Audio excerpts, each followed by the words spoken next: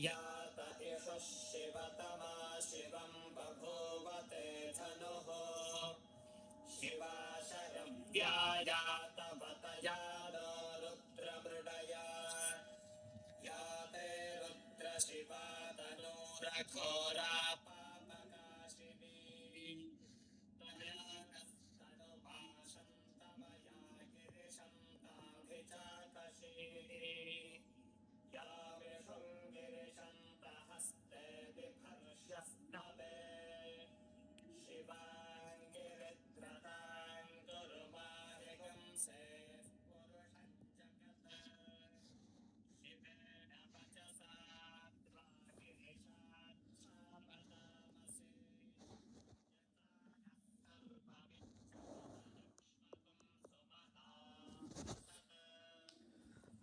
ഇന്ന് നാം ഒരു മതത്തിൻ്റെ ഉത്സവം ആഘോഷിക്കാൻ ഒന്നിച്ചു കൂടിയിട്ടില്ല. ഒരു പ്രത്യേക ദൈവരൂപത്തെ മാത്രം ആരാധിക്കാനുമല്ല. ഇന്ന് നാം ഓർക്കുന്നത് മനുഷ്യനിലെ ആന്തരിക ദിവ്യബോധത്തെ, ശിവബോധത്തെ. അതെ, ശിവബോധത്തെയാണ്. ശിവൻ ഒരു രൂപമല്ല, ഒരു ചരിത്ര പുരുഷനുമല്ല, ഒരു മതത്തിൻ്റേതുമായ സങ്കുചിത ആശയവുമല്ല, ഒരു മതത്തിൻ്റേതുമായ സങ്കുചിത ആശയവുമല്ല.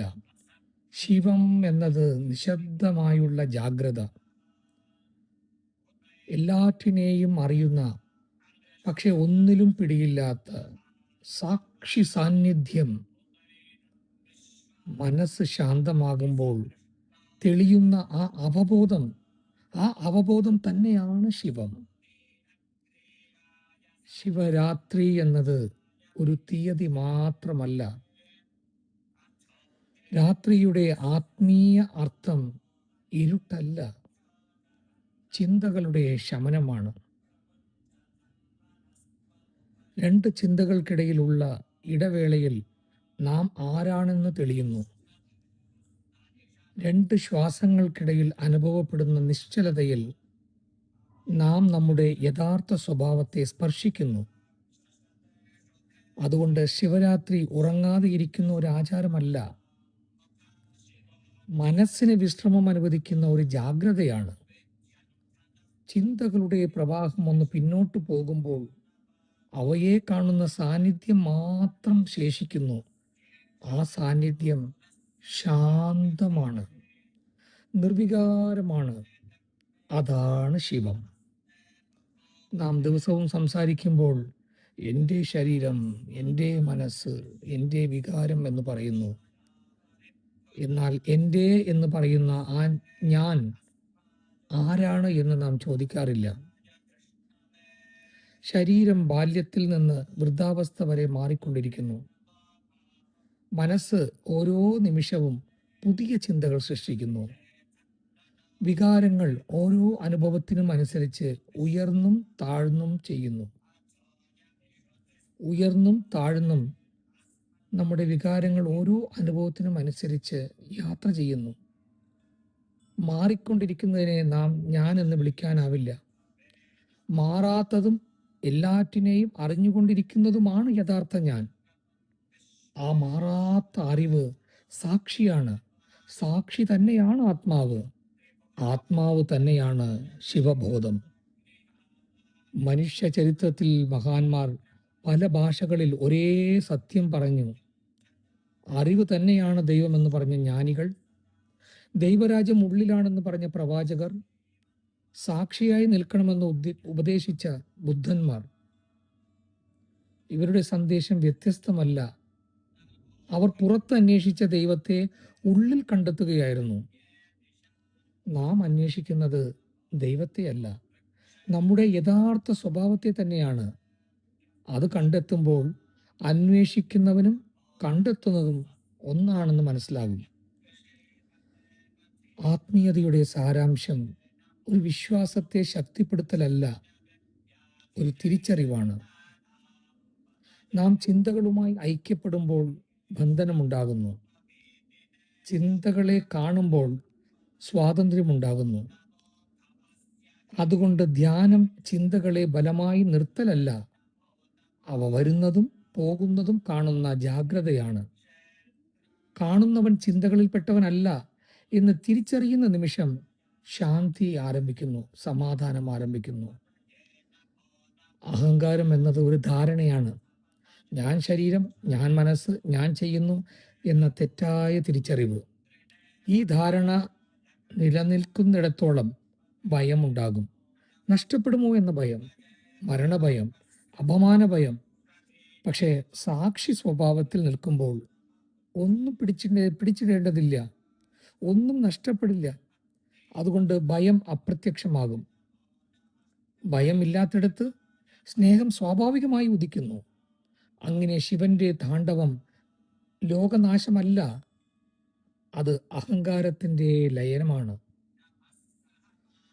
ശിവന്റെ താണ്ഡവം ലോകനാശമല്ല, അത് അഹങ്കാരത്തിൻ്റെ ലയമാണ്. ശരീരം ഒരു ഉപകരണം പോലെ പ്രവർത്തിക്കുന്നു, മനസ്സ് ഒരു ഉപാധി പോലെ പ്രവർത്തിക്കുന്നു. പക്ഷേ അവയെ അറിഞ്ഞുകൊണ്ടിരിക്കുന്ന ബോധം അവയ്ക്ക് അതീതമാണ്. ആ ബോധത്തിന് ജനനമില്ല, മരണവുമില്ല. ശരീരം വരും പോകും, അനുഭവങ്ങൾ ഉയരും താഴും, പക്ഷെ സാക്ഷി നിലനിൽക്കും. അതിനാലാണ് ആത്മബോധം അമൃതബോധം എന്ന് പറയുന്നത്. മരണം ഒരു അവസാനമല്ല, ഒരു രൂപമാറ്റം മാത്രമാണ്. സാക്ഷിക്ക് മാറ്റമില്ല. ഇപ്പോൾ നാം ചെയ്യേണ്ടത് വളരെ ലളിതമാണ്. കുറച്ച് നിമിഷങ്ങൾ ശാന്തമായി ഇരിക്കുക. ശ്വാസം നിയന്ത്രിക്കാൻ ശ്രമിക്കേണ്ടതില്ല, അത് സ്വാഭാവികമായി നടക്കുന്നത് ശ്രദ്ധിക്കുക. ഒരു ചിന്ത വന്നാൽ അതിനെ തടയരുത്, പിന്തുടരരുത്. അത് വന്നതുപോലെ പോകുന്നത് കാണുക. വീണ്ടും ശ്വാസത്തിലേക്ക് ശ്രദ്ധ മടങ്ങുക. ഈ കാണലാണ് ധ്യാനം.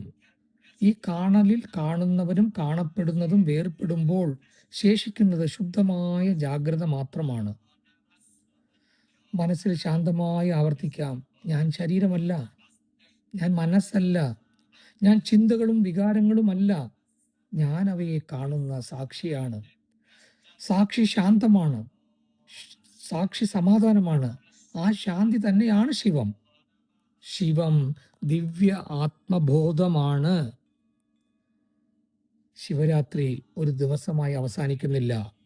ഓരോ ശ്വാസത്തിനിടയിലും, ഓരോ നിശബ്ദത്തിനുള്ളിലും, ഓരോ ജാഗ്രതയുടെ നിമിഷത്തിലും അത് തുടരുന്നു. ജീവിതം മുഴുവൻ ധ്യാനമാകുന്ന അവസ്ഥയാണ് യഥാർത്ഥ ആരാധന. ക്ഷേത്രത്തിൽ ജലം കൊണ്ട് അഭിഷേകം അർപ്പിക്കുന്നത് വാസ്തവത്തിൽ ഒരു പ്രതീകമാണ്. ശ്രദ്ധ അർപ്പിക്കുന്നതിലുള്ള ഒരു പ്രതീകം. അതെ, ശ്രദ്ധ അർപ്പിക്കുന്നത് ഒരു അനുഭവമാണ്. പുറം പൂജ അകത്തെ നിശബ്ദതയിലേക്ക് നയിക്കുമ്പോൾ മാത്രമേ അതിന് പൂർണ്ണത ലഭിക്കൂ. എല്ലാവർക്കും അന്തർശാന്തി അനുഭവമാകട്ടെ. ആത്മബോധം തെളിയട്ടെ. സ്നേഹം സ്വാഭാവികമായി ഒഴുകട്ടെ. ഓം ശാന്തി, ശാന്തി, ശാന്തി.